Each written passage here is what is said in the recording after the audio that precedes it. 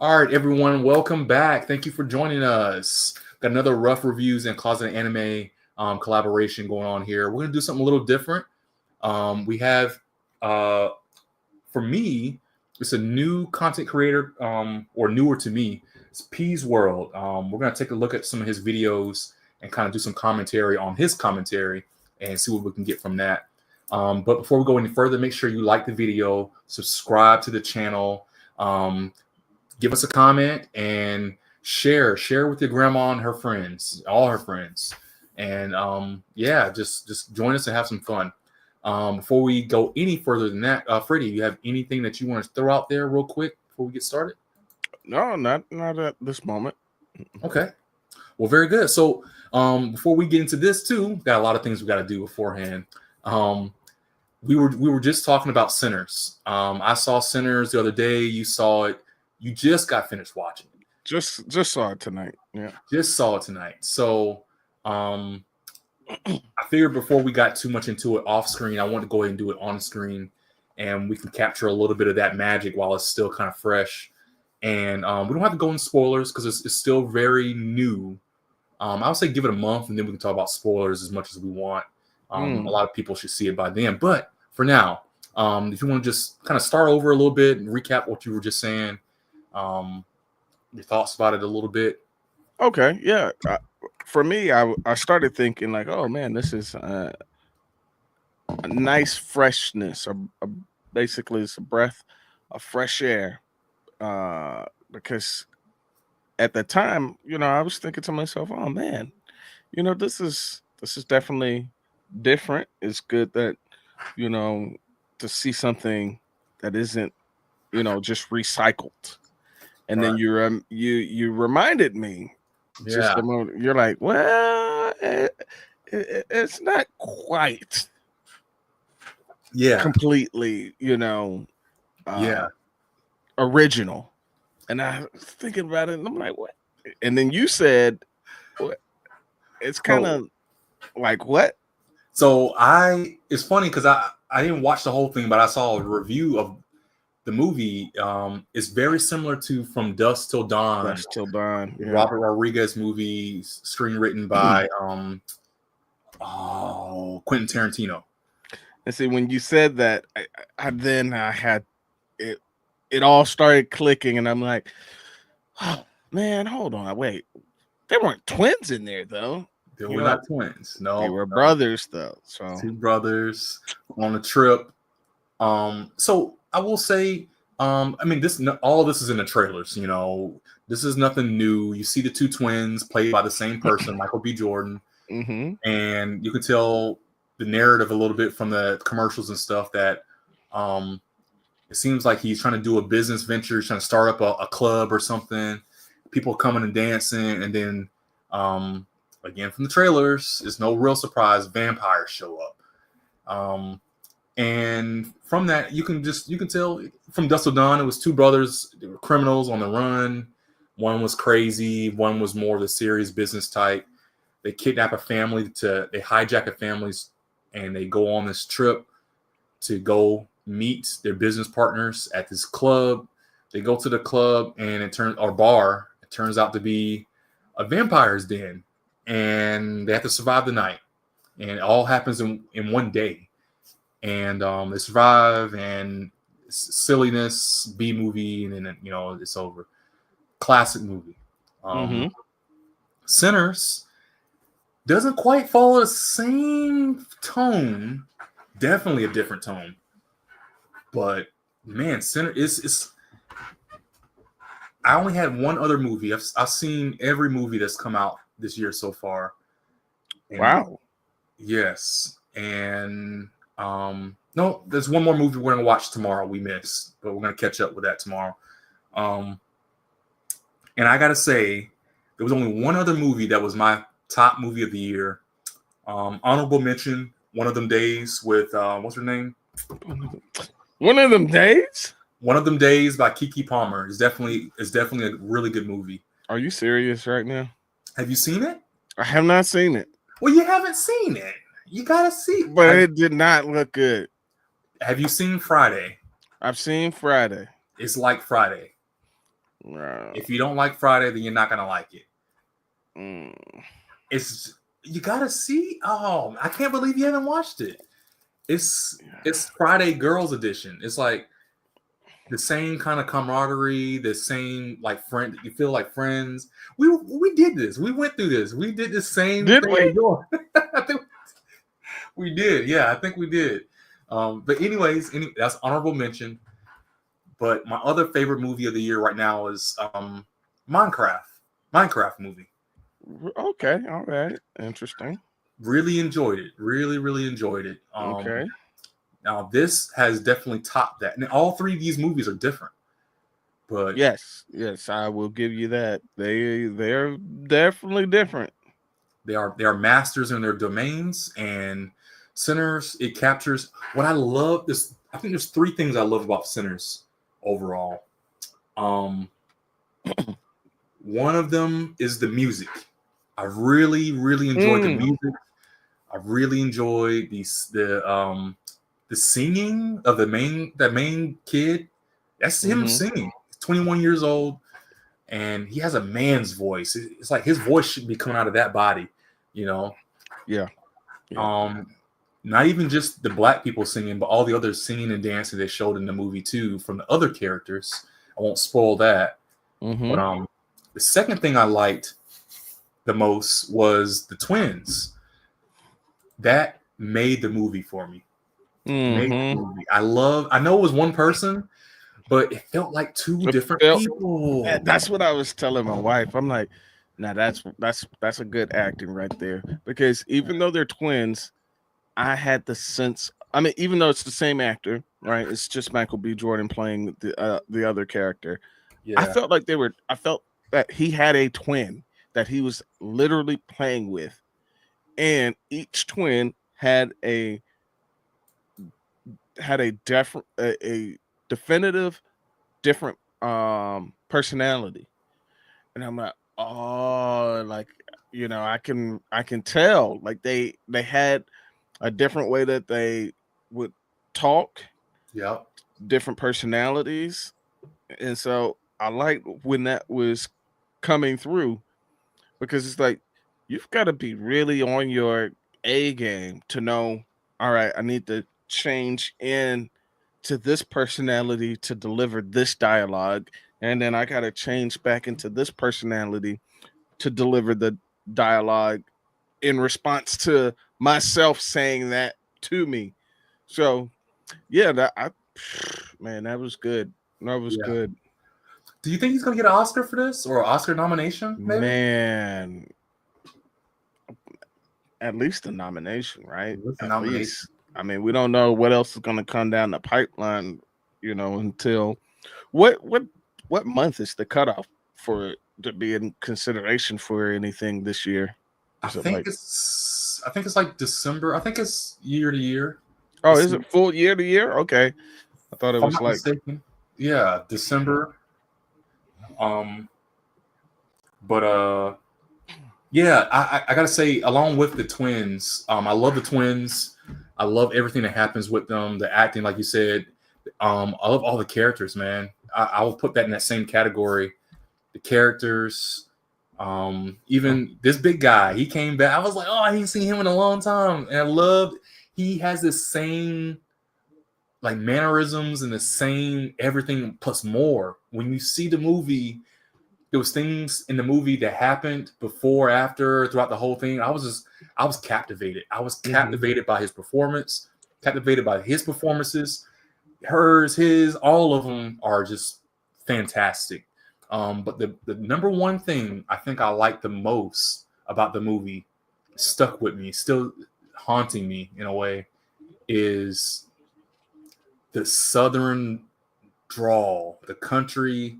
They captured the essence of Mississippi, the country feel. Like I felt like I was watching something, and it reminded me of when we were kids, or like our parents when they were kids or something. I wasn't there, but this made me feel like I was there.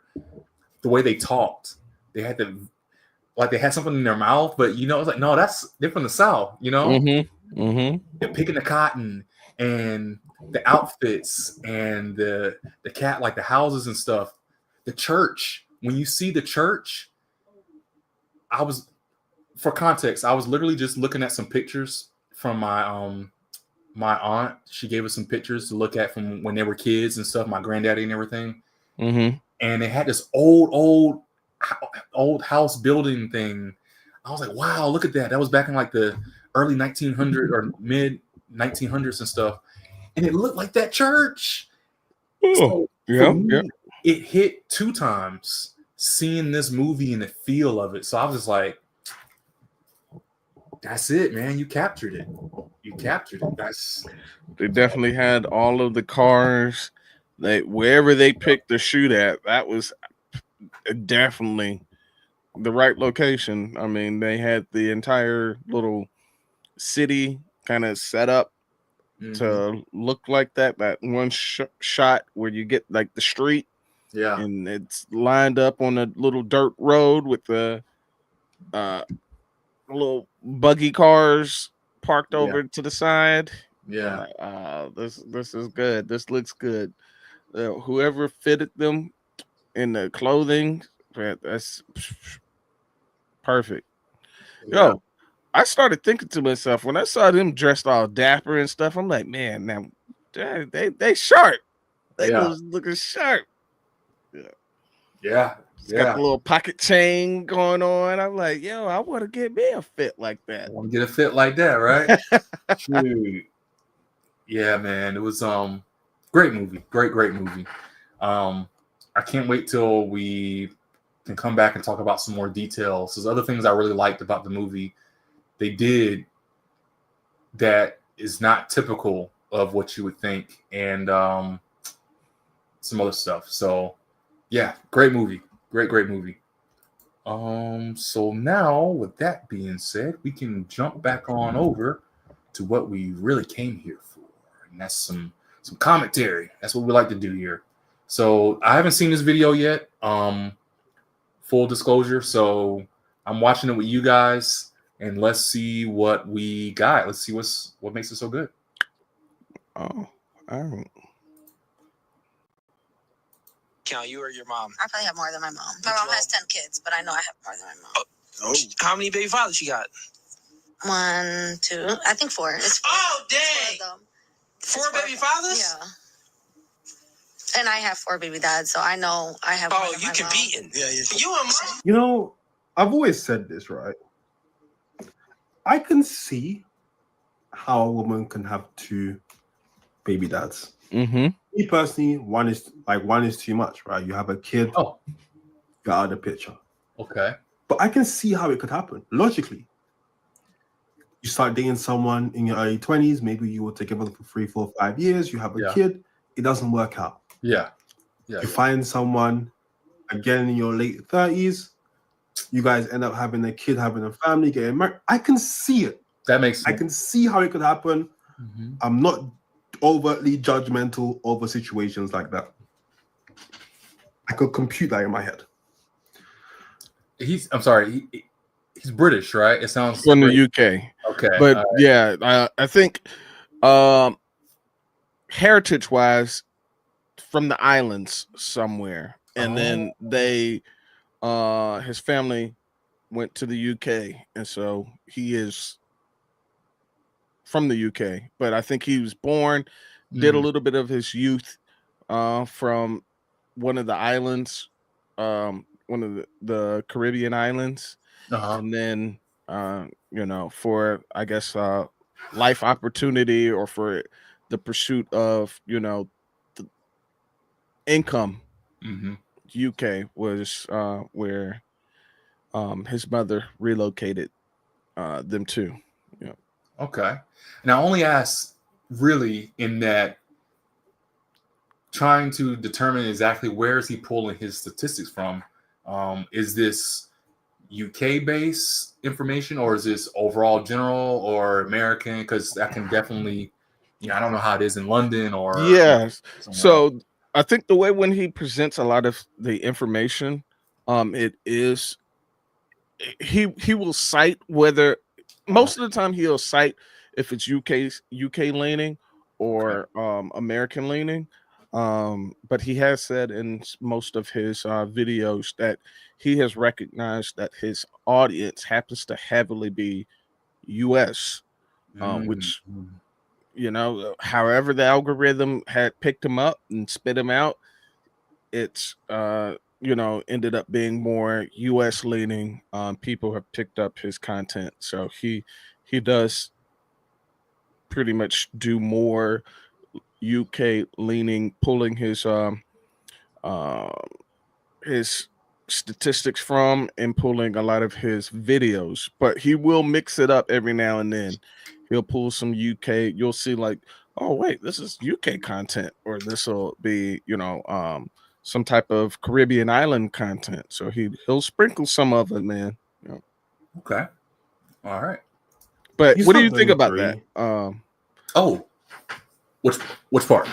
That the multiple baby fathers. Like, I think right now in this current like dating atmosphere, I think regular guys Regular. kind of are like, you know what, at a certain age, like let's just say 35, I think most guys are just like, all right, she's just going to come with a kid. It is what it is. Regular guys are going to be hard pressed to find a single childless woman who's looking for marriage. So before I answer that question, I have another question for you real quick for the context. When you say regular guys, are these regular guys also with kid or without kid? What is the determination of a regular guy exactly? Oh yeah, I'd say without kid. Without kid. Yeah. And he's in his 30s, 20, you know. He's in his 30s as well. Let's put him at 35 too. 35 childless. 35 childless man, and he's considering a 35 one child woman.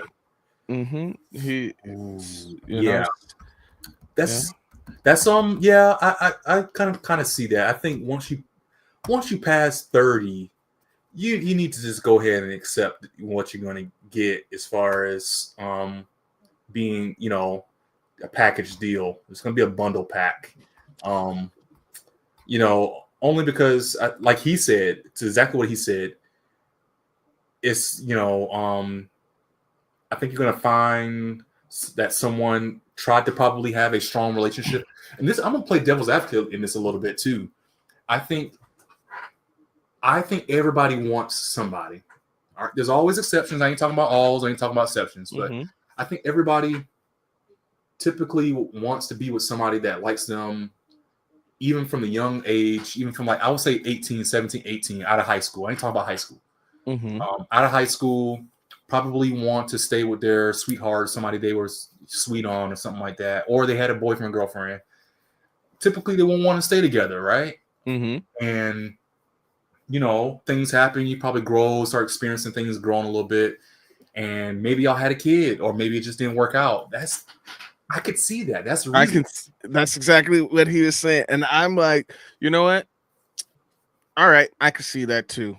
Yeah. You got a child, you know, it still doesn't look, for me, just like he said, for him personally, yeah, one is already too many for me. And he said that himself, as he's childless, by the way. So to give a little more context to this content creator, he's not married and he doesn't have any children, and I think he's in his 20s. So I think he's in his mid 20s. So, you know, fairly young content creator, young guy, single.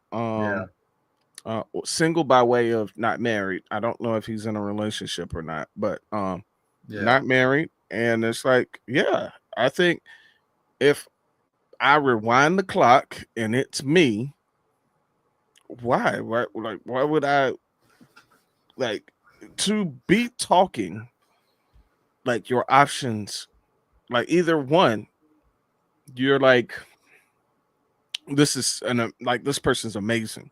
Like all the other things they knock out of the box, and then you just are like, all right, the child is still, this is a 2-year-old. 2-year-old? Guys, 2-year-old? That's age is a big factor. I'm saying I think there's guys that'll be like, okay, they're so young that I can come in and pick up and not be, stepdaddy. Like I would actually be dad.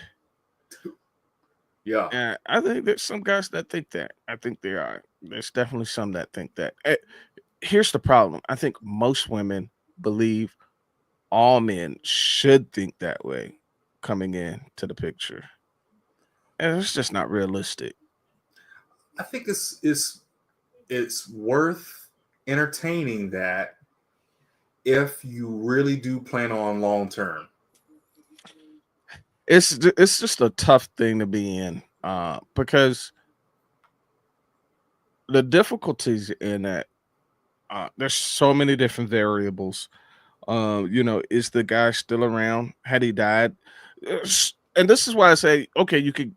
One is understandable.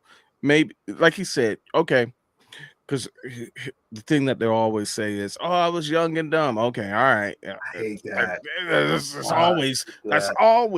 It literally is like 90% of the excuses. I was young and dumb. Okay, all right. Give you one for young and dumb. Maybe you stayed in a relationship 4, 5, 8 years trying to make this because you really wanted to make that work. All right. And then you meet great guy who's going to be there for a child that's not biologically his, marry him and ride off into the sunset because you vetted correctly. You check to make sure that your morals and your life goals and everything were aligned. Okay, we can give you 2. That logically that makes sense why you would have 2 baby fathers. Because you stopped at the second one. You vetted so well that you were trying to get away from essentially the mistake that you made the first time around. But 3, 4, 5. That's tough. How you now? There's no grace to be given. There's none. How do you? I will say too. Again, playing the little devil's advocate is in that, I can see because. Oh my goodness. Well, here we go. Because like I was just saying, you try to come out and have a relationship. Nobody wants to be alone. Everybody wants intimacy and affection and attention and all kind of stuff. Everybody wants to get the rocks off. You know what I'm saying? You don't bring a child into it. That's the yeah. But you and I know very well how in relationships you can vet as much as you want to, but there's no 100% guarantee that person is gonna do right, stay committed, and all those things. You can go into it like full on, like I love you. Wow, we've been together 5 years. I'm gonna give you that. We'll get married, and then next thing you know, I just went and slept with like 100 hookers. I don't know what came over me. I was depressed because of my job. I lost my job, and I just went and did this thing. I didn't, what I'm saying? It's gonna be some reason, some depression, some catalyst that makes them go out and do it. I don't know why I did it. I just did it. You know what? I'll give you all of that. I'm gonna grant you that he was the best actor. I'm gonna give you he was the best actor. I'm gonna give you that he was he just completely flipped the script on them night and day. He went hot and cold on them. Come on. You don't get pregnant. Don't get. What if he said, Nah. You can't talk your way out of this one. Nah. What if he said that he had a low sperm count? No, it doesn't even matter because on her front, she still has all the other methods that can be taken into account. He could put a condom on too. He could pull out. He doesn't have to do it either. He was there too. Yeah. After one baby father, you should be locked up like Fort Knox. So she can never have sex ever again? Until the man is boom, married. This is your husband. Don't get no more children. No more children. And at 2 baby fathers, then shop closed. If baby father number 2 doesn't work out, that should be it. So what are you basing this off of? It sounds you're telling women what to do with their bodies. Well, that's what I'm hearing. No, this is just a suggestion. Right? I'm just trying to figure out, logically, how would that not make sense?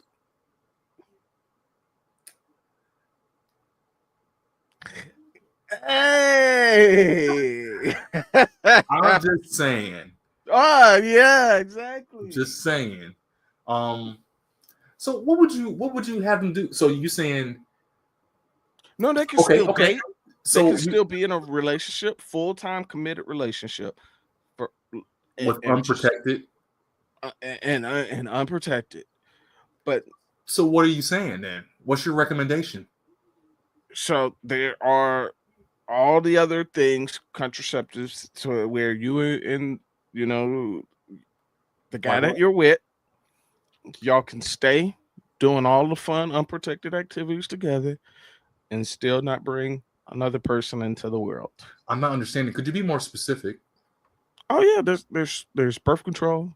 There's other forms of contraceptives. Birth control.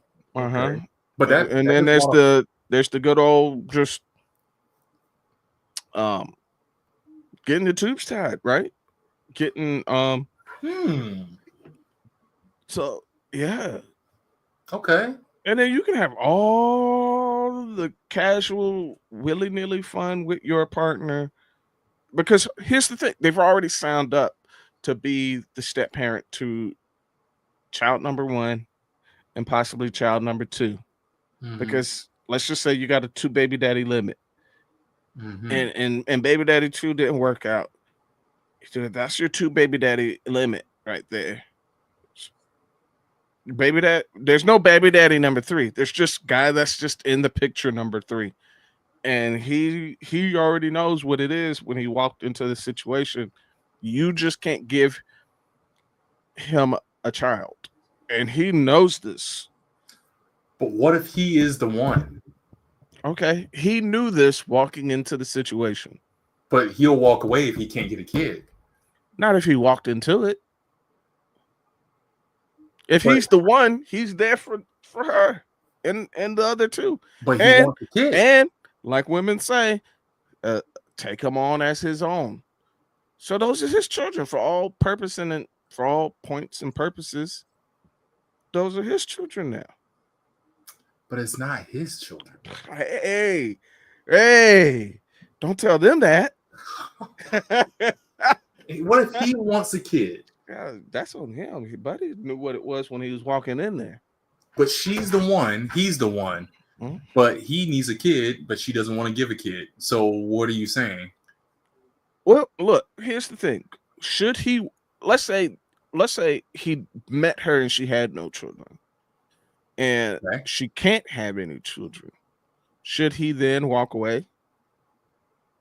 I don't know. You tell me. So that's the same situation.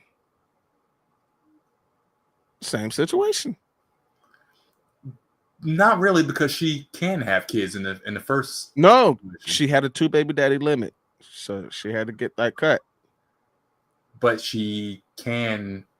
There's a possibility of having another kid. Is there?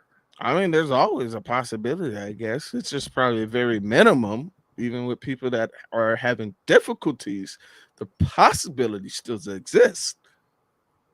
So as long as there's a possibility and she's willing to entertain that possibility, I think he should stay. All right.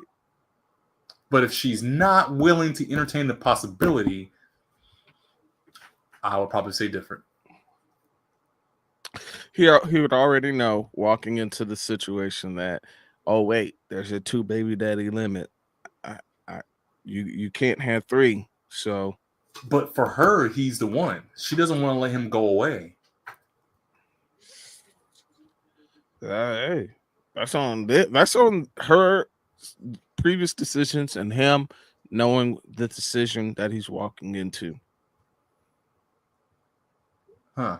If he wants children, then he should find someone without the 2 baby daddy terms.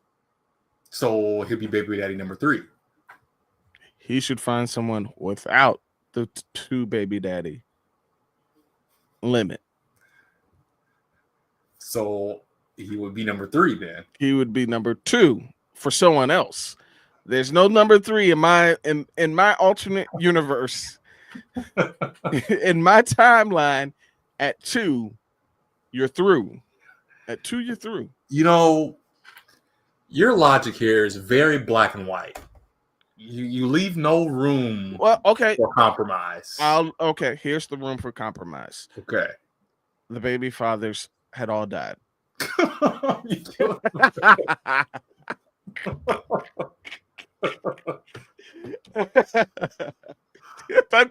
just gave you the compromise.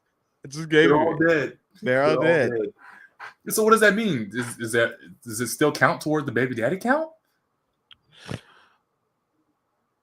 Does it still count? Let's see. Would it still count towards the baby daddy count? Does a dead baby daddy count toward the baby daddy count? The 2. Oh no, it definitely counts. Yeah. Oh, I'm saying 2 baby daddies. They're both dead, but they still count. They still count. It's 2 baby fathers. But now you can take on a third. Then, if that's what you're saying, that would be the grace. Why is that allowed to take on a third? Because something has happened, right? Like an illness or accident. Something happened. It's not due to you picking wrongly. It's just due to a series of unfortunate events, natural or health related.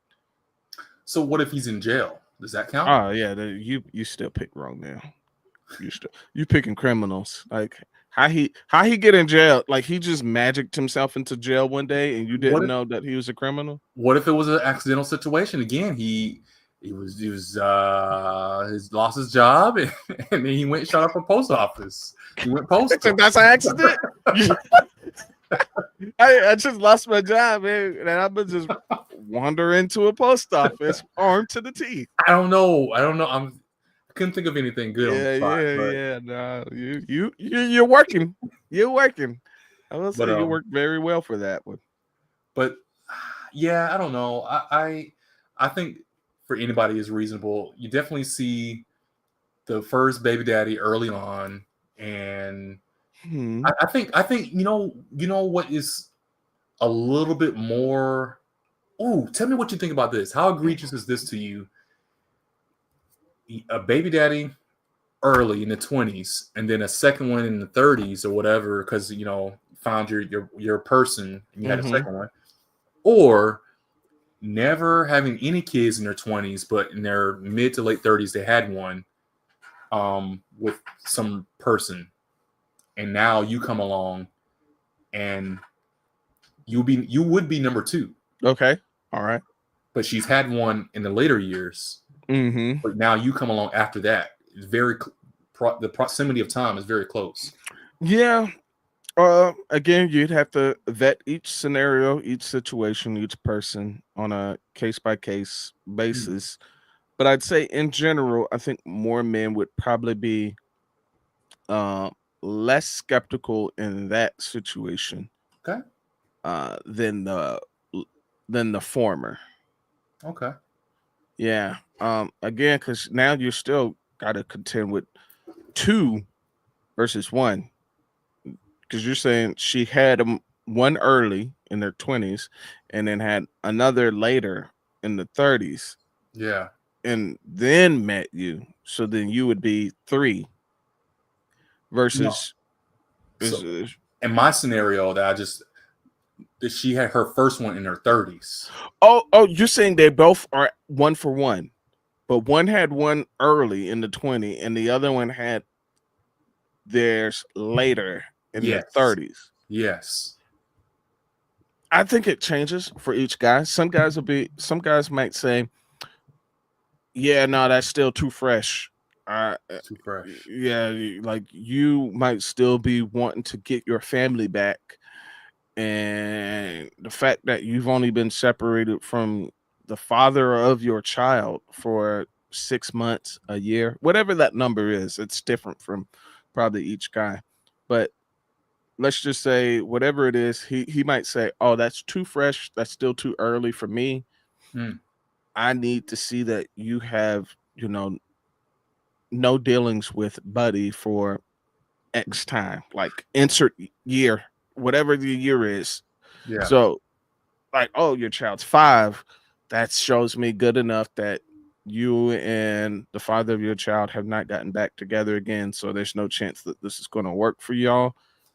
Y'all probably have tried to make this work a couple of times. Cool. I'm all right with venturing down that road. I think, yeah. So I think it changes. I think you'd see some guys that'd be okay knowing that, all right, she's got a 10-year-old and now she's 30. That means she's had the child that she had her child when she was 20. All right, I'm okay with that. Like, hey, what's the situation? What's the status between you and your child's father? Oh, yeah, we're on working terms, or we're on talking terms just for the child. Cool. And then for some, they may not. So, real quick, you said something. What does it mean to get your family back? Because I've heard that a couple times. It was like, oh, you had 2, or you had 3. You need to go get your family back with the same person. You had 3 with the same person, but y'all split up for whatever reason. And I've heard people say, like, oh, you got to go get your family back. So what does that mean, really? Because, well, let me just ask, what does that mean to you? Yeah, to me, so from the perspective of, I guess, from a guy, like if a guy's saying that, or when you say that to a guy, as a guy, I would take that as, do you really want another guy to be around, your daughters, raising them, showing them, what it means to be a good guy? Do you really want, another guy to be in a place of you, showing your son what it means to, be a man, growing up, doing things, coming into manhood? Like, like, is that what you really want? Like, no. Okay, well then, hey, go back to the mother of your children and see if y'all can make this thing work out. Get your family back. In that sense, that's when I'm hearing it. That's how I'm receiving it. I guess if someone's saying that to like women, that's basically like, okay, was it really as bad as you believe it to be? Like, you see what the dating landscape is out here. All right, your baby father cheated on you. All right, so what happened in your last relationship? Oh, did he cheat on you too? Okay, what about the next relationship that you went looking at? Did he cheat on you too? So it's like, all right, so either you're picking a certain type of men, a certain quality of men. There's some kind of characteristic that you're vetting for, that you're picking this. Is that if you step back and look at it, is this something that's going to really be a deal breaker for you? If not, yeah. Oh. Because here's the thing. There are, in college, I remember seeing my roommate, he was a football player. One of my roommates. So my freshman year, I actually had 2 roommates. One was a football player. And I remember I was sitting down in the freshman common area downstairs, and I was just chatting up with, just other people that was in the common area. It was mixed company. So we had some girls, some guys. We was all, talking. My roommate came in and he had a girl with him. and you have to sign in anyone that's of opposite sex to go up to the boy side. Right.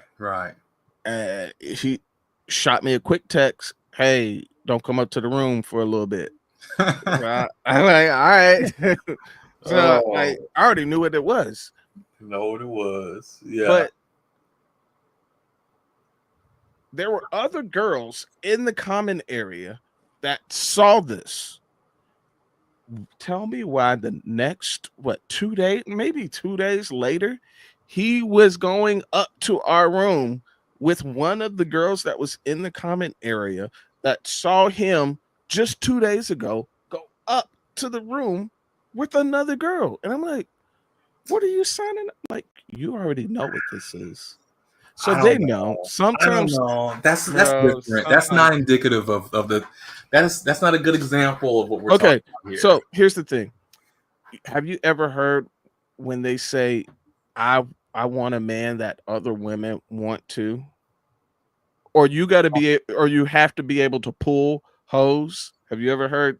I've heard guys say that about women, that they want other men that other women want. I don't think I've heard a woman say that. You haven't heard a woman? You haven't heard a woman say she wants? I've never heard a woman say that she wants a man that every other woman wants. Yikes! Okay, all right. I don't know. Maybe that's me. Please, somebody comment. Please, if there's a woman out there that you can comment in here, please. I want to hear it because it's interesting to me. You know what? Here's one that you know of. Depending on how close you follow social media stuff. Derek Jackson. You know who that is? I know of Derek Jackson. Yeah. All right. So his wife, ex-wife now, at the time where they started dating, she knew of him actively having sex with other women. Like, she knew the other girls. She knew the other girls at the point where when one was leaving the room, she was passing the girl going to him. And she knew. Like, it was a conversation she knew, or it was like her intuition kind of she knew? No. Like they knew. Like, she even stated that she knew. Interesting. Yeah. I think some know. Like, they will want the playboy, and then they would want the playboy to only just want them. Exactly. When they get them. Right. But before they're gotten, they know that the playboy is playing. Exactly. And that's where I get at, in that I think for anybody, even I can understand the reason about how reasonable it is, in that when you're not committed to someone, when you're not connected to someone with the strings and everything, everything goes. You can have the orgies, you can do all the dating, you can do all the stuff. It doesn't matter. Like, you're still as interesting to me. If you are interesting to me, you will stay interesting to me. You know what I mean? Will you look different? Yes. I won't want to marry you, but you'll still be interesting. But now, once I have you, that's when it starts like, wait a second, you're mine, but I know you did this, and you're not.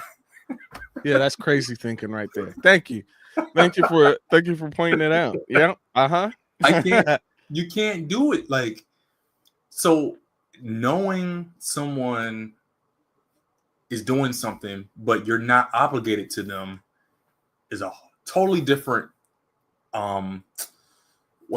version, or totally different status than being with somebody committed, because they're yours. I can't speak for women. I don't know how women see men in relationships, but for men, I think I can speak for all of us when I would say I see my wife, and I see a woman that I'm connected to as mine. That's my trophy. That is my prize. That is my everything, representation of me. You know, it's a very selfish thing, but it's reciprocated. It's reciprocated. Yeah, I was reciprocal, because it's like, hey, I easily say that right back. Like, hey, yeah. And I don't know if I know they think that too, but I don't know if it's the same degree. I think a man and his woman, and a man's woman is everything. Like another man having my woman would be, it'd be like that magical fairy tale is shattered. You know what I mean? I think that's what women want to hear. It's like, oh, that magical Cinderella feeling and all this kind of stuff. I think men have that too. We just don't say it in the same way. We don't say like, oh, you're my everything. You're the best thing in the world. We don't do all that. We pedestalize them. Pedestalize, yeah. We put them on the pedestal in our minds and like, hey, you're mine. You're my wife. You're my woman. You're my mother. You know, mother of my children. Like, yeah, don't be with nobody else. Because once you do, the dream is over. The magic is over. You know what I mean? But if you're not committed, then it's like, I don't care what you do. I don't know about that part, but you don't think so? No. You think when there's no commitment that there's still a certain level of strings attached? Interesting. Please elaborate. I'm interested in this. I think it depends on what he's pursuing her for. If in his eyes the only thing he sees is just cheeks, then yeah, it doesn't matter anything that she does. Like as long as I can, eventually, get my turn, then I'm okay with whatever she's doing. But if he originally sees her and thinks to himself, oh man, she looks nice, she's already passed the visual test, then the next thing is, you know what, let me talk to her, let me get to know her, and then he hears that she's been wilding out there. She immediately gets moved to the other category. There's the relationship, girlfriend, potential, whatever future category. And then there's other. And if he's trying to vet her for the relationship, but then finds out there's something like whatever it is that doesn't meet his requirements for that category, she's immediately moved to other. But you're already too late. See, right there, you're already past the point of no return. What's the point of no return? So you're talking about, oh man, see, this is it right here. Here it is, guys. Here it is. This is where y'all are messing up. Okay. So if you're going into it looking to start a relationship, you're already connected. You're piecing it together. You can't be looking for you. It's gotta happen. Either it's gonna happen organically or it's not, because no. What's the purpose of dating? Well, hey, what's the purpose of dating? Hey, I didn't make the rules, man. Don't hate the player, hate the but I'm just saying, if you go in with the, oh, she could be a great girlfriend, you're already, nope. You're saying you're already sunk. You're already sunk, bruh. Your feelings gonna get hurt real quick with that. You feel me? You can't do that. I think you should be dating with intentions, and I think too often people are dating because they hear, like it sounds like a fun thing, like it's an activity to do. Right. Right. Like dating, it's like hiking. Like no. The intention is for a relationship, and then to find your person and get out. Like people are treating dating like it's like a seasonal sport. Like, oh, I'm in it for the first 2 seasons, and then I'm gonna take off the 3rd season because I got injured. Coach, take me out of the game. All right, I'm healed. Put me back in. And now they jumping back in only to get their block cleaned right off. Like, yeah, and then they get out and they laid out because they just ran out into the game. Yeah, and they only should be No, you're like really out there with a purpose. Like, oh, there's my person right there. I see him. Number 13. Got him. I got him, coach. Man coverage. Found him. Sticking to him. Got him. All right. You ready? You want the same thing I want? Yes. Okay. And then run out field. Yes. You are right. Except you're missing one vital element in this whole thing. Okay. In that is a nicety. That's a nice way to approach things. If everybody were virgins and everybody was, because I'm just saying, because you can't. I'm objectively. It depends. It depends on what you're going for. Because if you can't, ladies, I'm trying. You can't walk outside. You can't walk out the door, and then if your expectation is to find your trophy, I'm gonna say wife, it can be a spouse, trophy spouse person, immediately on the first try, and then to expect them to also only to be as pure as possible. If that is what you're looking for, if you were okay with her giving a sloppy toppy to a couple of different guys, to a couple of different guys, I'd say on average, but most men would be like, all right, due to society and the norms of society and just the way that the culture is now, she's gonna come with whatever their number of body is. Yeah. Okay. And they're okay with that. Okay. Yeah, sure. I think modern day guys are okay with a low number. Whatever their number is, they are okay with that number. Yeah. But once it becomes more, okay, then they're through. Yeah. Okay. So every guy has their number, and then once he has either ascertained from word of her own mouth or from just using rational thoughts, he can approximate that the number is higher than his number that he would be okay with, then she's moved to the other category. Yeah. Because if the guy's like, all right, at 10, now I'm like, what's she been doing? And then some will be like, I mean, we grown folks. So, like, hey, 15 is okay. And then it's like, whatever his number is, once she says a number that's higher than that, he's like, okay, now you wildin'. So there might be a guy out there that's like more than 2, and that's too much for me. That's him. That's a guy by guy basis. But every guy has a number where it's like, nah, you wildin'.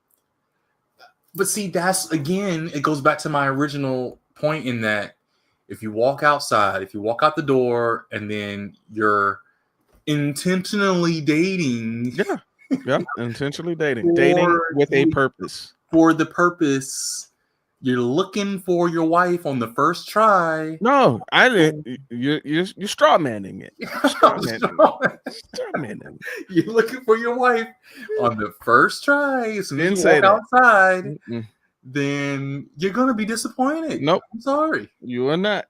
Because if you're dating with a purpose, flow naturally. You find out, okay, I go on this nice little date with this nice little girl that I met in the grocery store.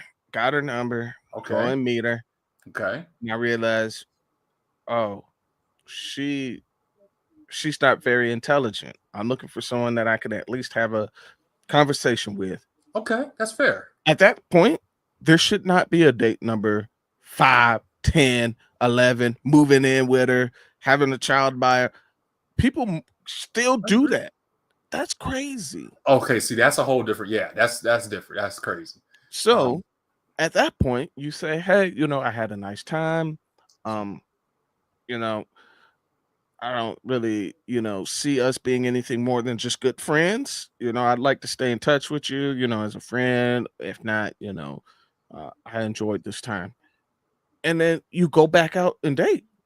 You don't then be like, well, maybe I can still have sex with her. Let me just go ahead and just bust this out. Like, nah, Maybe. no. See, Maybe. and that's where they go wrong.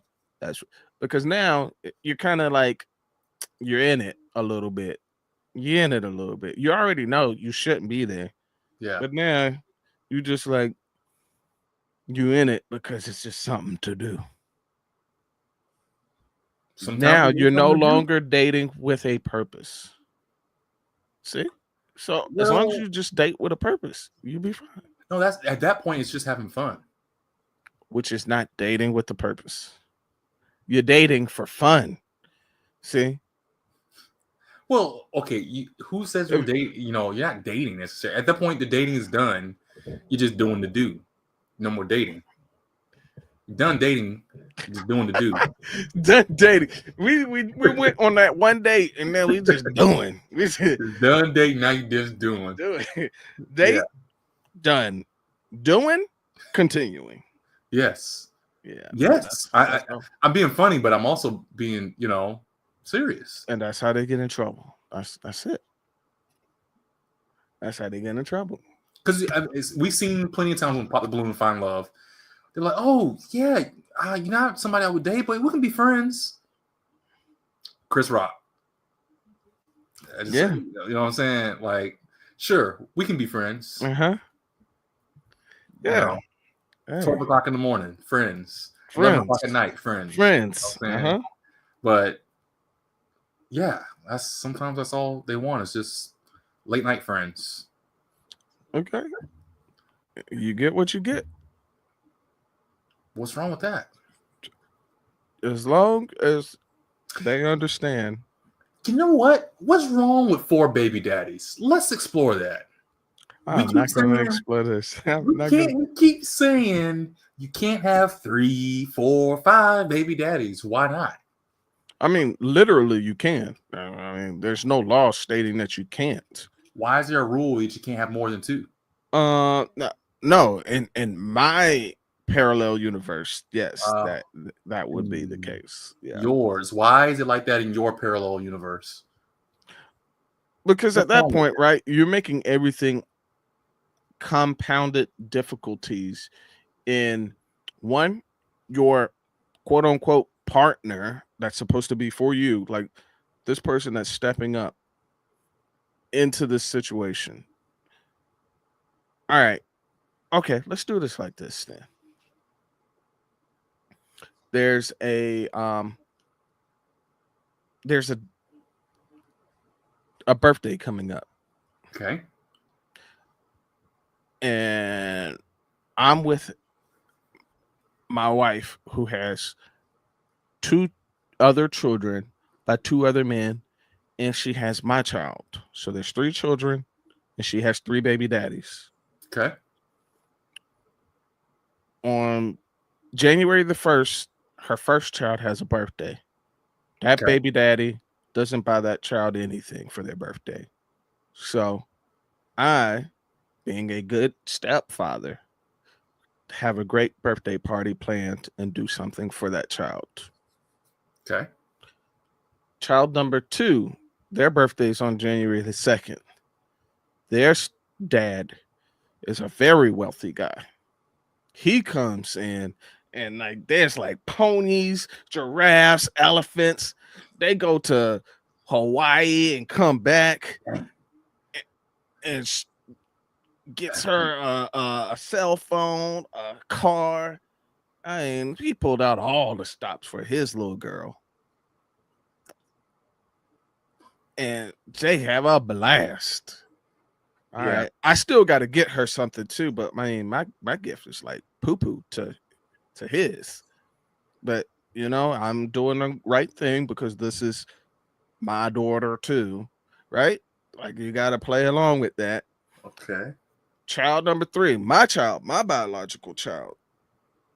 I got to really try to do something well for my child. I'm doing, it's middle of the road. It ain't quite like baby daddy number 2. It's definitely better than baby daddy number 1 because he was ghost. Okay. But you see what you just created now? There's this weird distribution of treatment between all the children based on just who happens to be their father.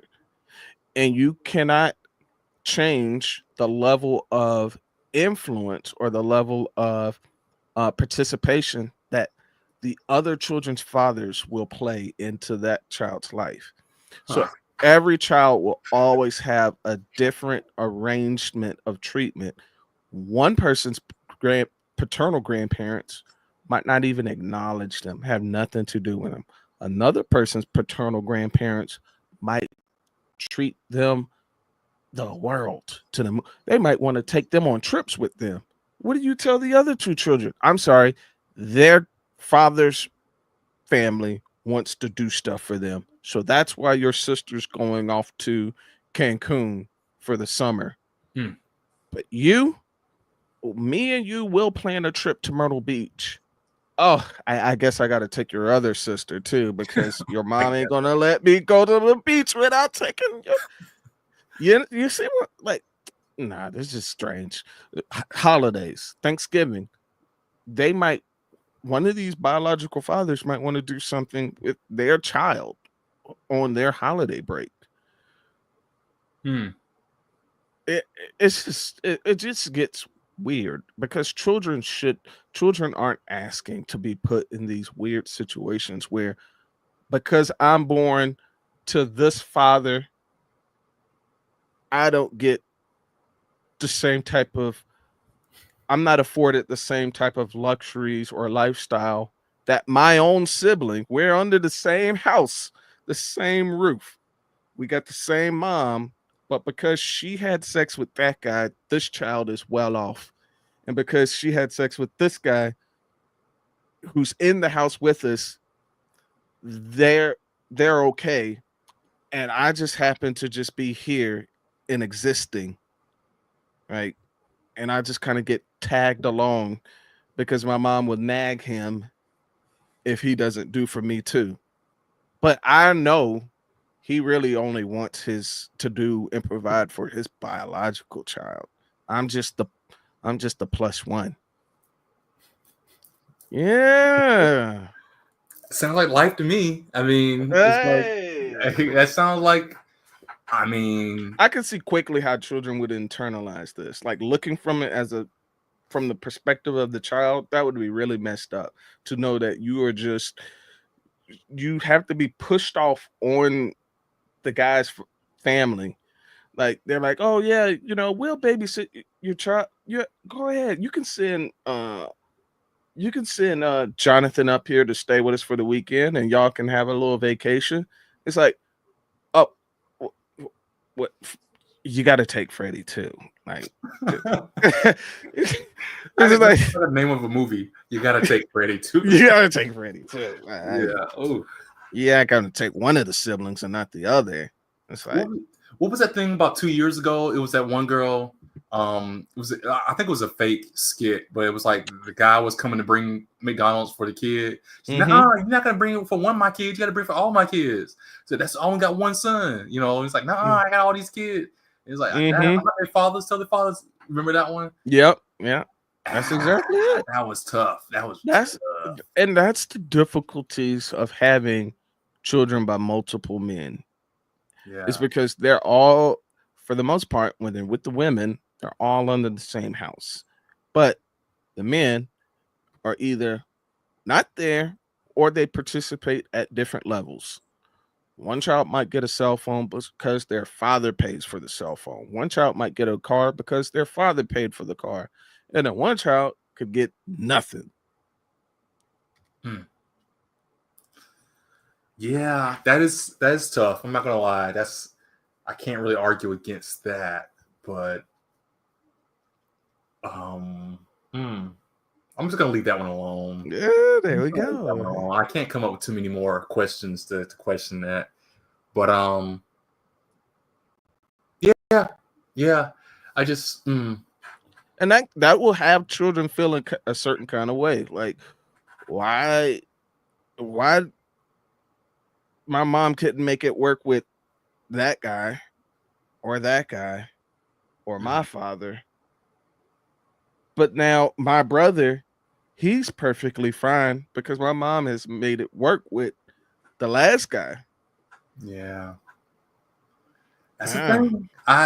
It's you know, you explain that situation, but I've seen that, you know, directly. I've never been the kid personally that was left out because, you know, yeah,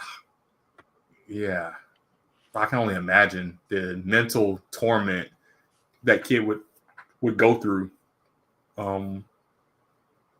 being the tag along sibling or not getting as much as the other sibling or whatever. But you know, I don't know. It's got to change. I feel like society and the ecosystem of dating and understanding the blended families is going to change because there's so much more of it now. It seems like there's so much more of a blended family thing going on, or single motherhood. Maybe we're just seeing it more as being more highlighted. Maybe it's always been the same. I know that's a thing with social media. It highlights more, but I just feel like I've seen women that literally it's like, oh, I'm getting older, I'm just gonna go have a kid. They just do it. They just have a kid, you know. And but I also have seen where women are just a lot more well off by themselves than they've ever been, you know, in all these generations. It's easier to take care of yourself now than there has ever been. So maybe to take care of yourself, maybe to take care of yourself, and that's questionable, right? But to take care of yourself plus another individual and do things both as a parent and as, I guess, whatever your profession is. So as a secretary, as a teacher, as a nurse, as a doctor, as whatever insert job title, well, like you're doing both equally well. So you're doing 95% great as a nurse and doing 95% great as a mom too. Like, or something's gonna be lacking somewhere. You might be 90%, a 90% nurse or a 90% teacher or a 90% instructor, or uh, uh, you know, living assistant personnel, but that means you're probably going to be slacking somewhere as a parent. Like, you ain't going to be able to put 100% in on all fronts. It's not. I don't think that's what the average person is able to do. Yeah. I don't know. That's we really took like that first 1 minute of this video and stretched it to an hour. 1 minute to 1 hour. Oh, that's funny. How about that? All right, let's see what more we can squeeze out of it.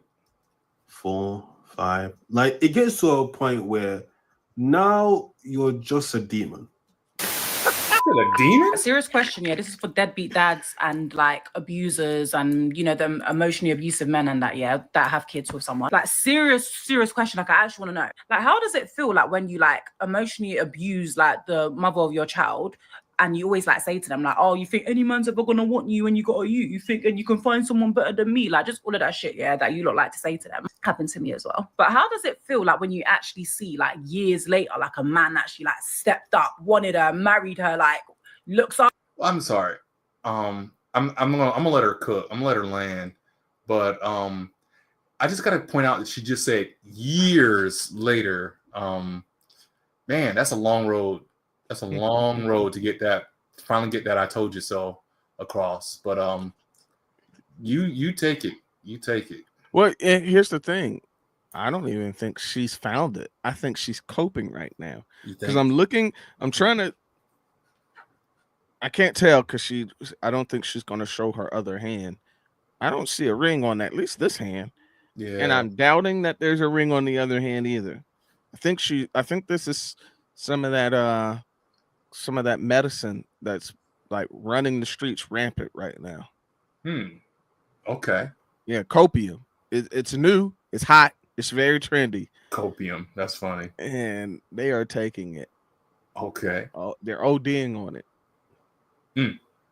After your youth, by the way, or your youths, like it's their own. Like, how do you actually feel, especially like when you're absent? Like, do you feel like, oh, like fairs? See the Do you tongue feel ring. like, oh shit, like does it make your blood boil? Like, how do you actually feel? Because a lot of you look like to be saying that, you know, and then reverse. How do you lot actually feel? Like, because I feel like shit, like, oh damn. Like, do you get jealous? Like, do you think, oh, like how do you feel? Like, do you brush it off? Like, I actually want to know. I'm not being funny. A lot of you deadbeats, yeah. The woman actually ends up meeting a wonderful man that be raising you lots as kids. Like, I don't know. Like, do you feel like shit? Like, oh, maybe I should step up. Like, I don't know. I just want to look. I'm not a deadbeat, right? I just another thing. I'm sorry. She said, "There's a wonderful man that's gonna come raise your kids." I was just like, "What?" Yeah, they be playing out these whole scenarios in their head. I'm telling you, the copium is like this stuff is strong. I don't know what kind of degree of cope is out there in the streets, but it is killing people. That stuff is crazy. Just think of the mental gymnastics she just used. She tried to Jedi mind trick deadbeat men into thinking, oh snap, I'm a deadbeat. Oh, and this wonderful gentleman of a guy, dashing, handsome, tall, stunning, making good money, just came into my baby mother's life and is now raising my child. Oh, let me step up and do something. No, if he's a deadbeat, guess what? He doesn't care. That's like the end of the discussion right there. It wouldn't care what happens. I got this video. I want to see if I can get it up online here, but I'll keep it playing. I don't have any kids, but I can say this. Firstly, to hear the passion in your voice, I can tell it still irks you. Mm-hmm. Right? I can tell it still irks you. I don't know if you're not over your baby dad. I wouldn't say that, but I'm saying the fact that he is absent, and that makes sense. A lot of women think, and I don't understand this, deadbeats think like how they think. She said, if it was me, I would feel, well, yeah, you're taking care of your kid now. You love your kid. You're in your kid's life. Yeah, if somebody else was raising your kid, it would mess you up. These guys don't care. They're living their child-free lives. I don't even think they think about their kids. You know, we hear all these like bitter baby daddy, bitter deadbeat. Like a bitter baby dad, in my opinion, is a baby dad that is gonna be there sometimes. He's gonna like dangle his presence. He'll be there sometimes, he won't. He'll be there sometimes, he won't. The guys that just ghost, they don't care, bro. They're not thinking about you. They are living their lives. 59% of Black single moms have more than one baby daddy. That is actually insane. I don't know how true that is. That better not be true. This raises a point that I made a long time ago, and I didn't talk about it harshly enough. There are way too many women, and there's a lot of guys who do it too, but women do it specifically, who they get in, especially when they're young, you know, you fuck up, boom, you had a baby with somebody who you knew wasn't gonna marry you.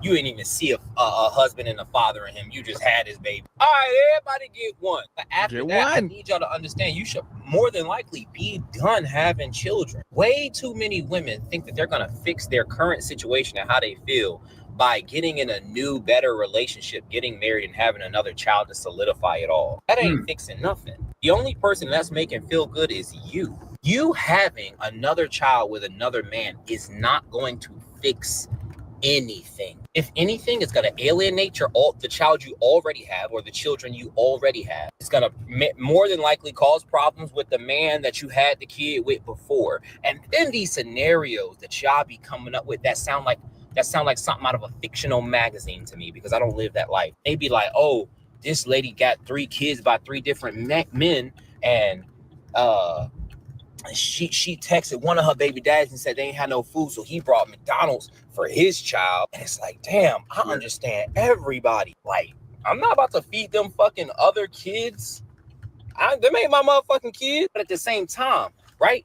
I'm married with 3 kids. All my kids is from my wife. Nigga, I can't come home with no Chick-fil-A for my son and not my daughters and wife. What? Boy, my daughters are tear that fucking house up. They're turning into Tasmanian devils. Fuck you mean you got John Jr. some goddamn food and not us, huh? And you gotta understand, if you bring your baby some food and not them other babies that live in the same house, you alienating your baby from that baby's mom. True. And yeah, from fucking the children. Now you putting your kid in a weird situation. Man, that's crazy, bro. Don't listen. I feel like they need to put a rule in, like you only allowed to have kids with one person unless that person passes away, yo. Yes. You're not allowed to have no more. Yep.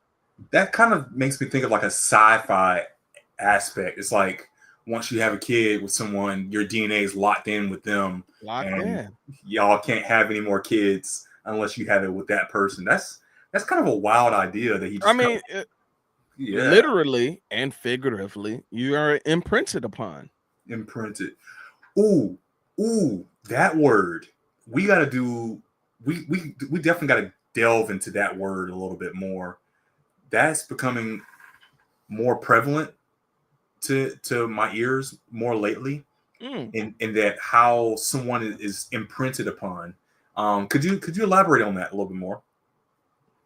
Yeah, I mean, so there's a lot of studies that show that there's a lot of what you call like pair bonding. So there's chemicals that are released amongst the sexes, others different to different levels than the other gender. But these, what they calling them pair bonding chemicals, is what kind of solidifies relationships at a like just a basic level. You got other things to account like for, like attraction. Like, hey, are both people attracted to each other? Okay, that's a basic too. You know, do you have common things in common with one another? Do you all share the same values?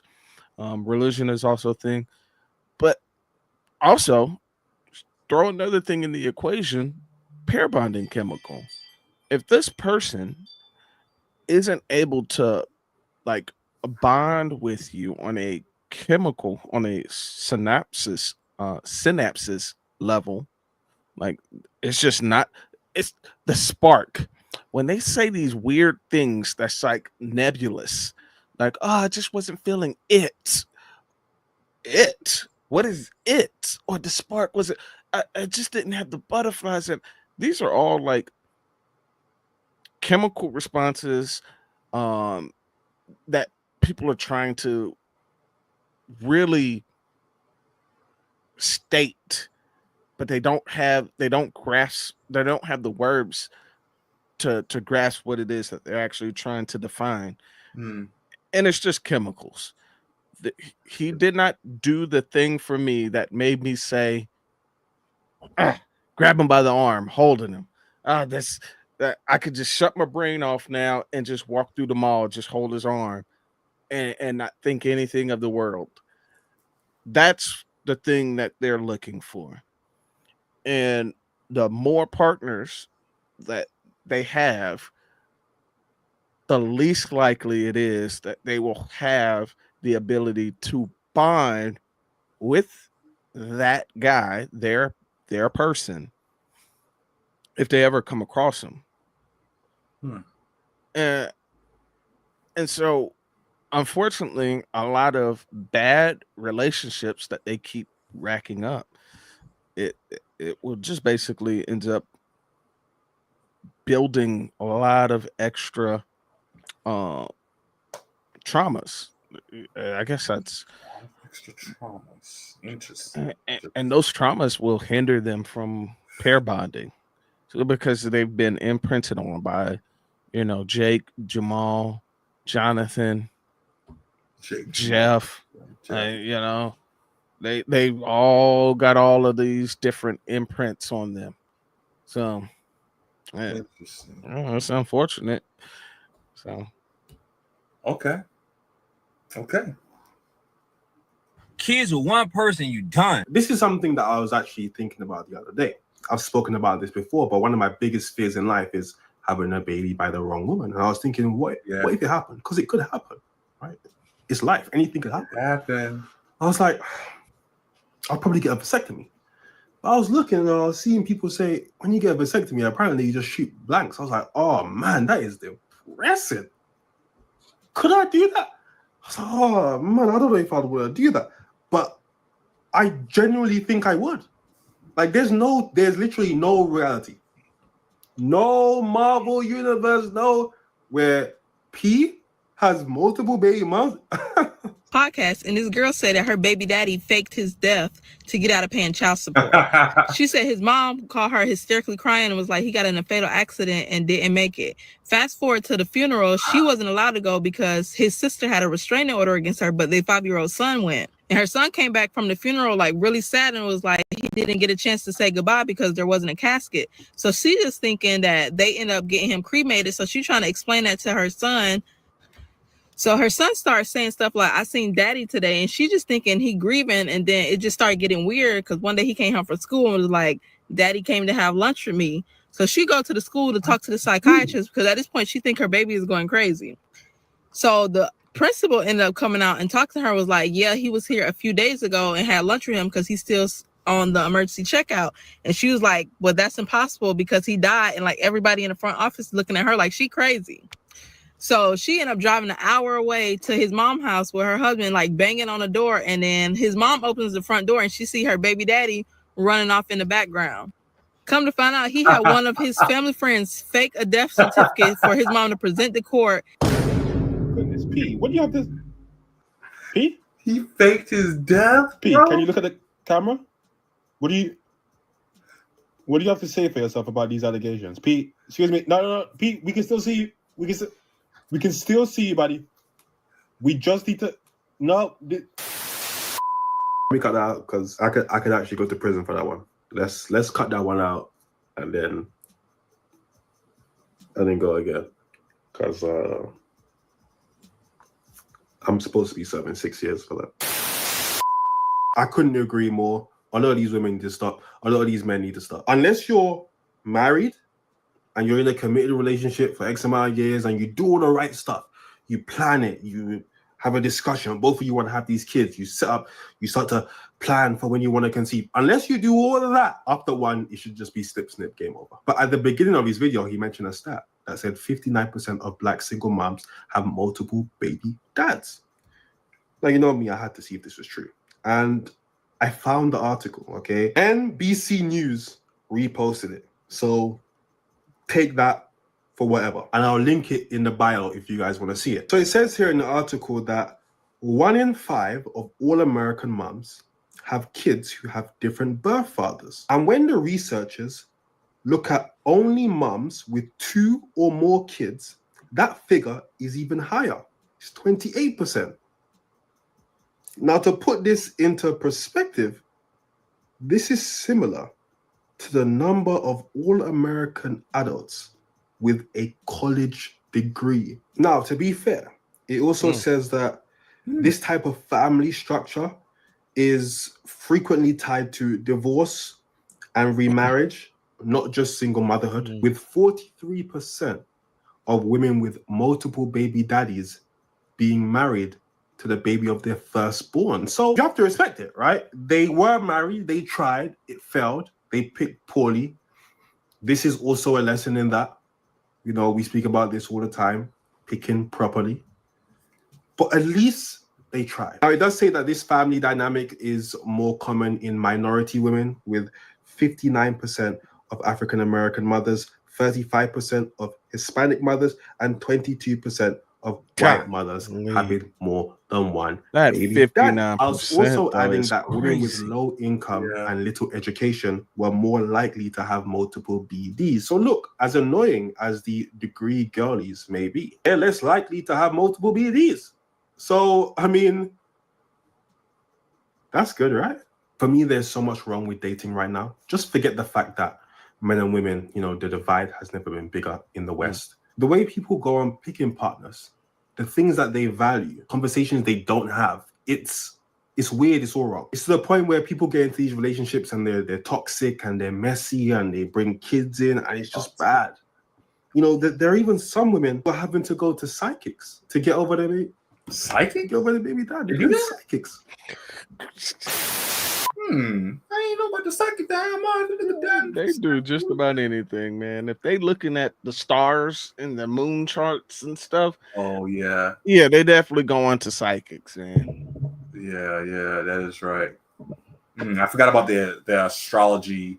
Oh, you're a moon rising Mercury Venus Libra. You know, something like that. Just to make it it makes sense now. I got you figured out. Yeah. Let me tell you everything that did not work to get over my baby daddy. Number one was conventional therapy. Was in that shit for years, didn't do anything but make me reiterate my past and feel sorry for myself and keep talking about it over and over again. Number two, psychics. I was going to psychics trying to look for a solution. And number three, I was trying to pull my tarot cards to see what was coming next. Number four, venting to my friends and family. Yes, they listen to my ass complain, but in no way, shape, or form did they do anything but keep me in a victim mentality and tell me I'm right, blame him. Let me tell you the couple things that did heal me. Inviting God into my heart as the only man that I needed, feeling his love. I'm Hey. I am. I want to say something, but I feel like if I say it, it's going to sound really bad. What could you possibly be saying right after she said she found the Lord? Huh? No, I don't think it's what you think I want to say. Oh, okay. Well, now I'm very interested. I'm not picking. No, I can't say it. I'm sorry, everybody. I didn't mean to tease. I'm just going to let the video keep going. Okay. All right. I'm going to put a pin in it for now then. Yeah. Anything but keep me in a victim mentality and tell me I'm right, blame him. Let me tell you the couple things that did heal me. Inviting God into my heart as the only man that I needed, feeling his love and loving him back, and accepting him as my father and my husband. Like, my heart is so filled just with this intimate relationship I have with God. And until he sends me... Why did all three of us?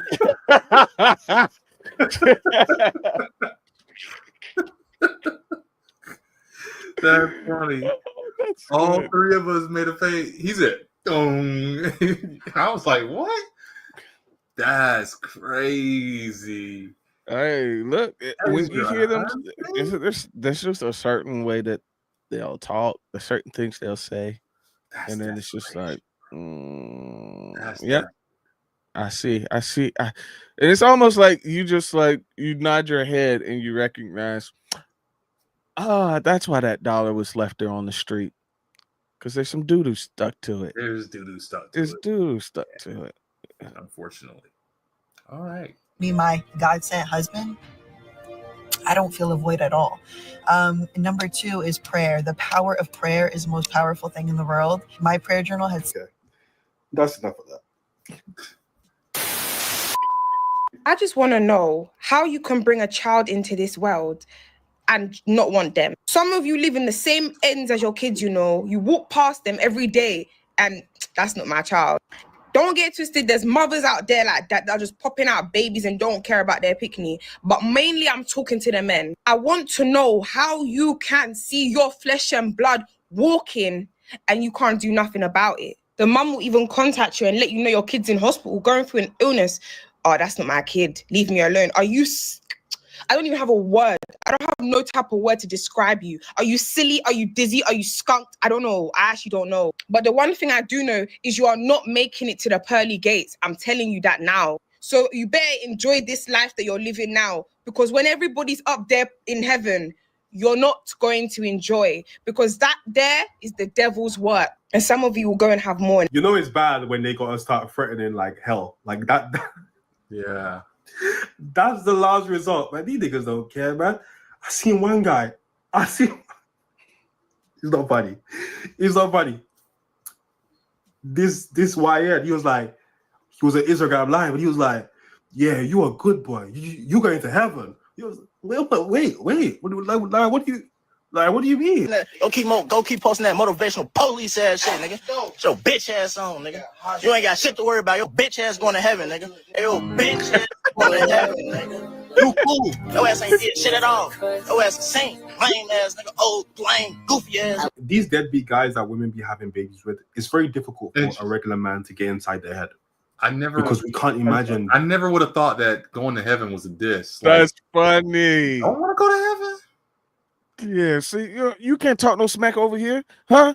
You think you're from the streets? That's why you going to heaven, huh?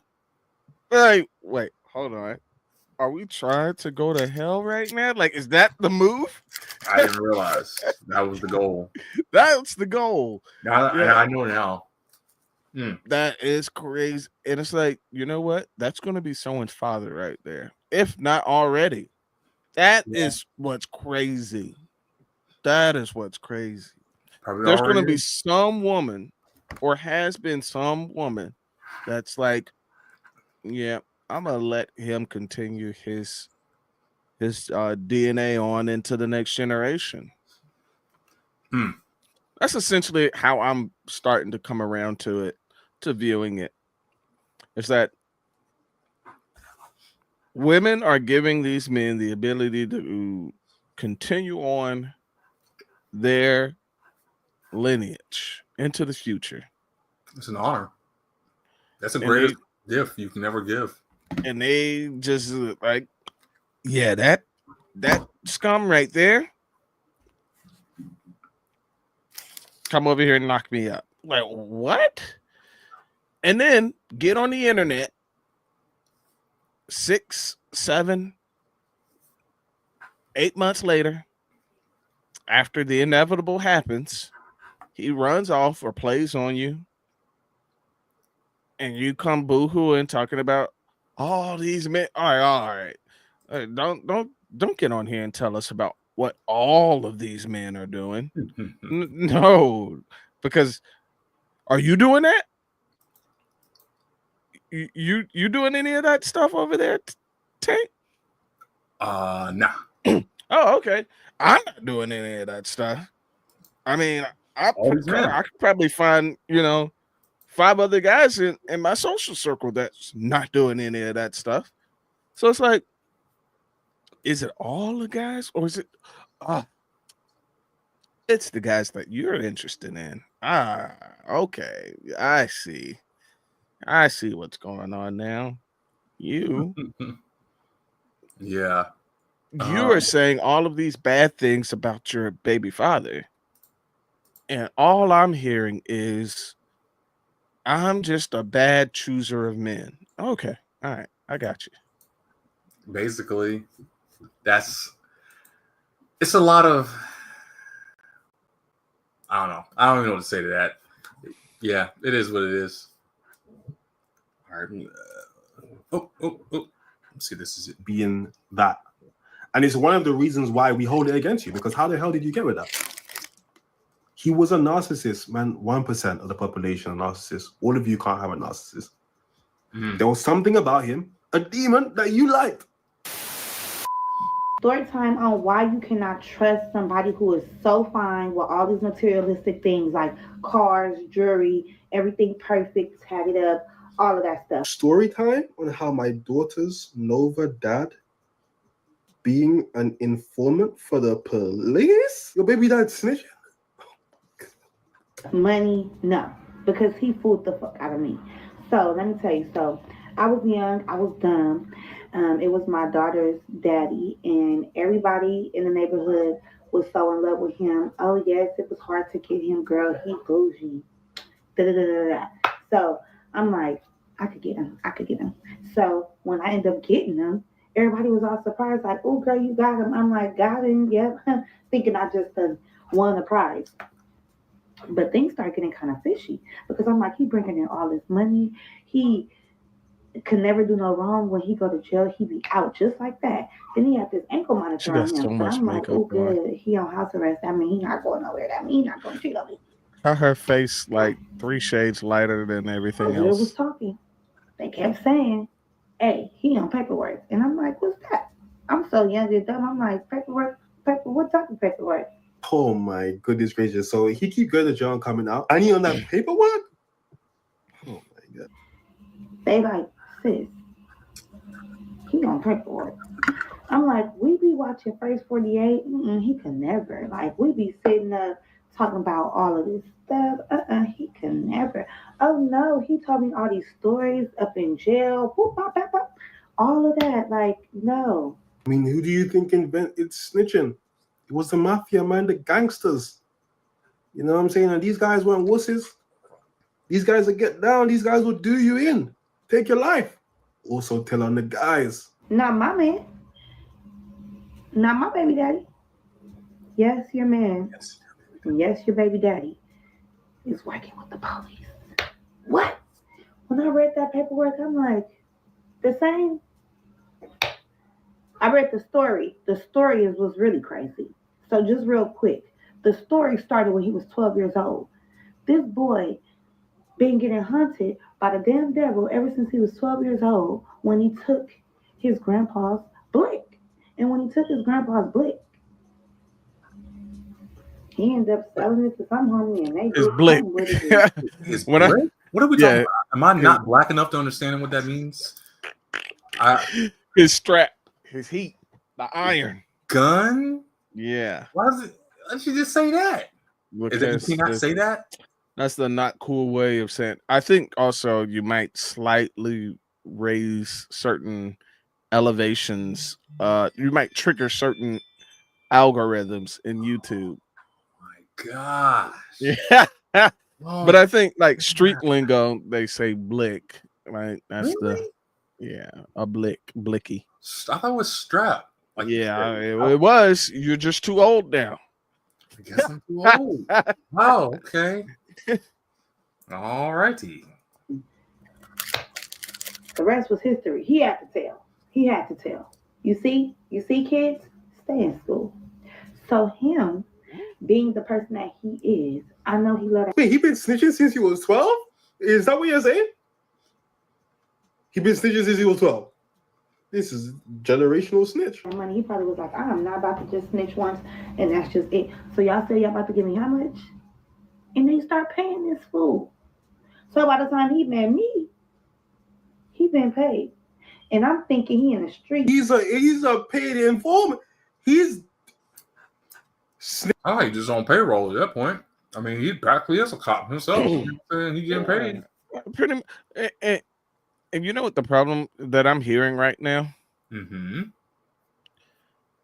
Do you think she's more or less upset that he's not a street drug dealer? I think she's more upset that he is not. Exactly. That's a problem. Okay. You wanted him to be a street dealer and you wanted him to be about that life, but then in the same utterance say, and see kids, this is why you stay in school. Wait. I didn't understand what that meant at all. You stay in school because you might become a street snitch? Huh? What? Street school, maybe? I don't know. And you know what? Here's the other problem.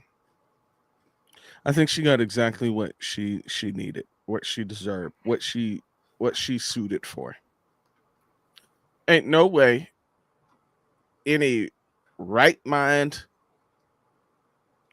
engineer, software coder, tech designing, CEO, businessman, man about anything, not any stand upright man worth his weight in salt looked at this person and said, yeah, that look like wife to me. Not one. Not one. And I was gonna say maybe a sexual appeal, but then it's like, I don't know, at a certain point, all that. That's why I said look like wife, because yeah, I mean, if you were to ask a guy, hey, would you have sex with that? Yeah, I think you get a resounding yes. There'd be some that'd be like, nah, she don't do it for me. Okay, cool. I think most men would still be like, yeah, I'd hit that. You know. Yeah, I guess so.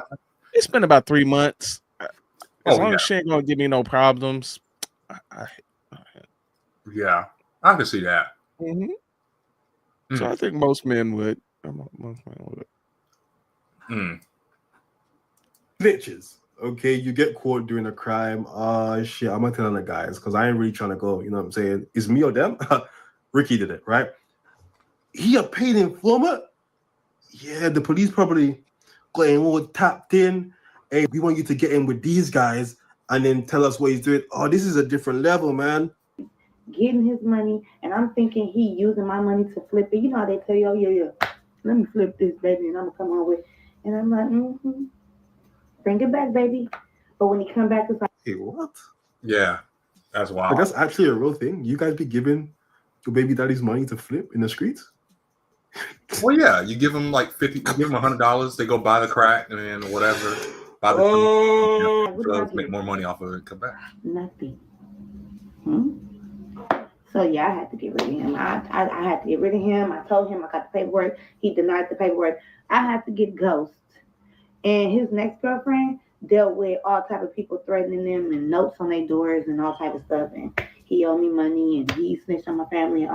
So y'all need to be careful because these guys may have a goddamn recorder wire inside that big old fat ass chain that you thinking that they been cashed out to get.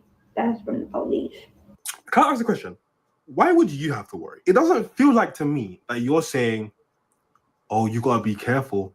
A lot of these guys might be snitches, and that could mean it could have a negative impact on you.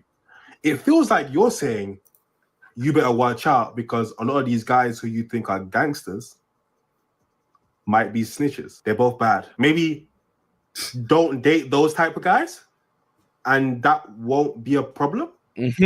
Yeah, her message and what she was saying got mixed and tangled up and so many different things. She's saying a bunch of negative things, like he's an informant, that's negative. You know, he's gangster, whatever, negative. He was not truthful, negative. So it's like relationship stuff, but then it's like his way of life stuff. So everything about this person being involved with this person was negative.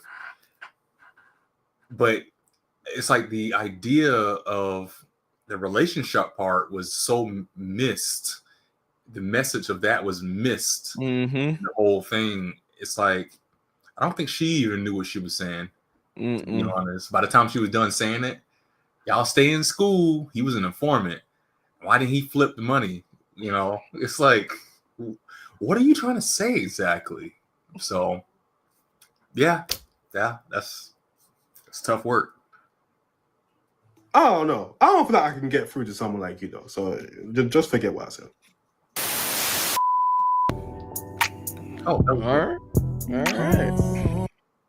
Yeah, but no. Good discussion. Good subject.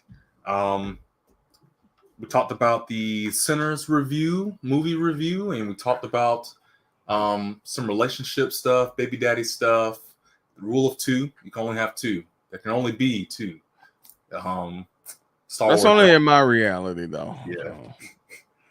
But yeah, no, I think this is a good one.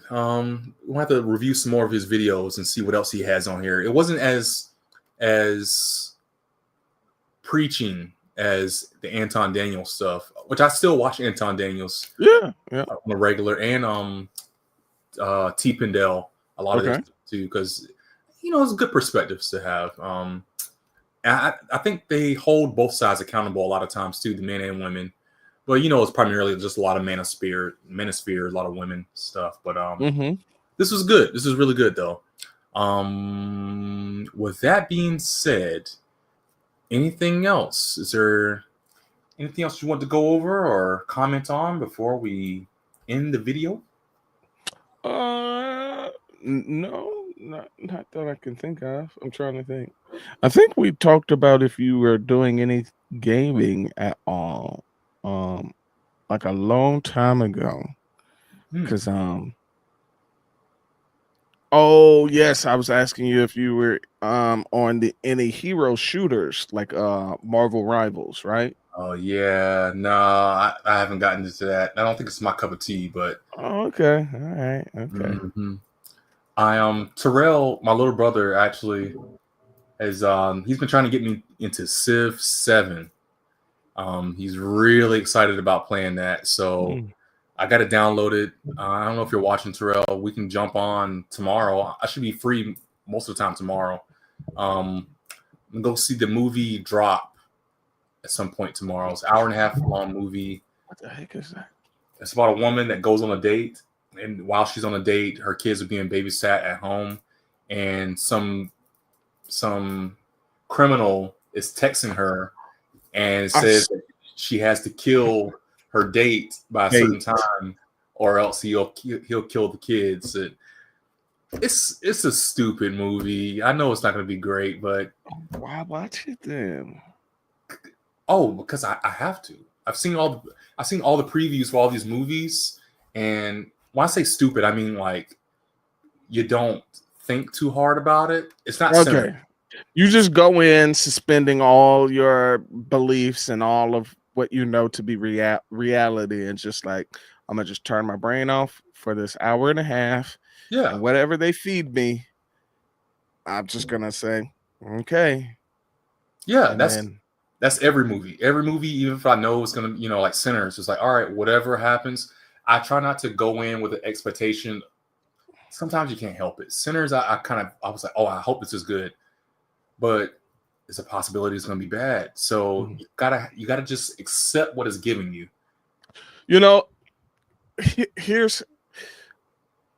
I use this rule of thumb. If regular critics, if the audience is saying, yo, this thing is amazing, I'm like, all right, I might want to watch this. If movie critics are like, this is amazing, this is the world-changing movie, I'm like, oh, this joint is probably trash. This is hard garbage. Oh, wow. Okay. When critics and the audience both like the movie, I'm like, okay, it's piqued my interest. It may not have even been on my radar, but regular people are saying that it's good, and it still aligns with the critics. Okay, okay. Yeah. I think that's what happened with Sinners. I think there's some movies where like when you look at like the Rotten Tomato reviews, and it's like the critics will highly acclaim something, but audience members are like, yo, that was like a stinking pile of doo-doo. And I'm like, yeah, it's probably doo-doo. And these critics, just because it's Hollywood, they just hyping it up. They gassing the movie up. But us, the actual moviegoers, the people, they're like, yeah, they're just gassing it up. It's super dumb. I'm trying to think of like some of the latest movies. I think they did that to Captain Marvel. I think they did that to horrible. Yeah, they did that to something else. Usually it's those movies that always has some type of like social justice kind of preaching element to it. And it's like, that's not gonna do well, guys. Oh, Snow White and the Seven Dwarfs. They did that, and I don't think none of the actual moviegoers liked it at all. I think isn't it still like I think that joint was still underperforming. Oh, it's bombed. It's definitely losing money.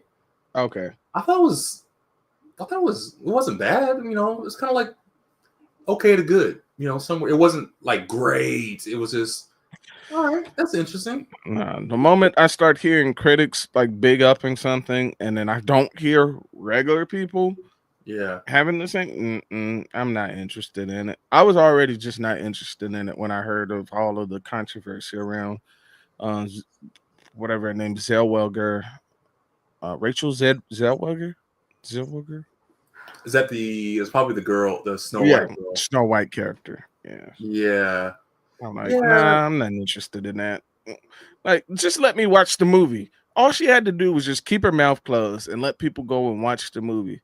But to be like, oh, this isn't your normal Snow White. There ain't no man gonna come and rescue no damsel in distress. It's like, yeah, that was the movie. You mean to tell me you made a whole new movie then? Basically. It definitely is no Prince Charming in that aspect.